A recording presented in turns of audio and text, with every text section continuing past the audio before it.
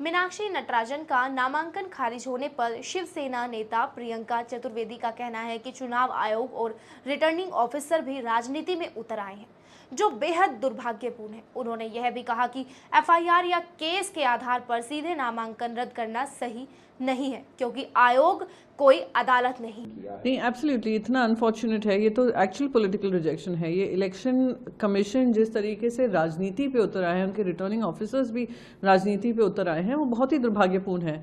मैंने भी राज्यसभा का फॉर्म भरा है और जहां तक मेरा ख्याल है, जो पुलिस में एफआईआर दर्ज होती हैं उसका रिकॉर्ड डाला जाता है। कोई केस जिसमें वो 4th आरोपी हैं उसके अनुसार उनको डिस्क्वालीफाई कर देना, ये तक उनको टाइम नहीं देना कि वो अगर ऐसी चीज़ सामने आई है तो उसमें वो करेक्शन करें, ये टाइम तक नहीं देना, सीधा उनको रिजेक्ट कर देना। और by the way, election commission is not the judiciary of this country.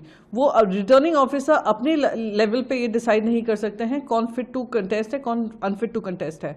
ये अनफॉर्चुनेट बात हुई। और कल भी मैंने कहा, स्मृति ईरानी जी के 3 एफिडेविट थे, 3 अलग अलग एजुकेशन सर्टिफिकेट्स उन्होंने किए, दिखाए थे कि उन्होंने उनकी एजुकेशन है।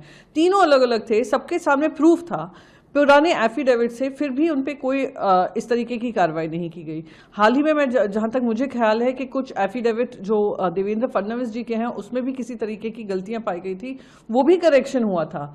तो कांग्रेस के लिए करेक्शन अलाउड नहीं है पर बाकी सबके लिए करेक्शन अलाउड है, ये कहां तक सही है? अगेन इट शोज कि यहाँ पे कहीं ना कहीं इलेक्शन कमीशन को अपने अंतरात्मा से पूछना पड़ेगा कि क्या आप देश की सेवा में लगे हुए हैं कि जो राजनीतिक पार्टी अभी सत्ता में है उसकी सेवा में लगे हुए हैं। मध्य प्रदेश के कांग्रेस चीफ हैं जीतू पटवारी, उनका बयान आया कि ये मर्डर ऑफ डेमोक्रेसी है।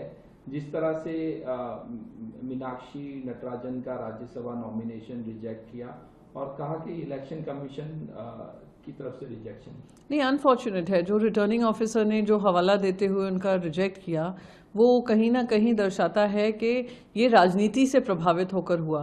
पर दूसरा सवाल ये भी उठता है कि मीनाक्षी नटराजन जी खुद पहले लोकसभा में रह चुकी हैं और उनका फॉर्म जिसने भरा, क्या उन्होंने ध्यान नहीं दिया, क्या हिट्स एंड मिसेस हैं? और ख़ास करके जब आप एक पूरी इलेक्शन मशीनरी जो 24 घंटे 7 दिन सिर्फ अपनी सीट बढ़ाने में लगी रहती है, चाहे लोकसभा हो या राज्यसभा हो, भारतीय जनता पार्टी जो है, तो उनके सामने जब आप लड़ने जा रहे हैं, जब आप जानते हैं ये डायरेक्ट फाइट है, तो उनको इतने छोटे छोटे कारण के दे देना जिस वजह से आपके नॉमिनेशन रिजेक्ट हो जाए, ये बहुत ही दुर्भाग्यपूर्ण है।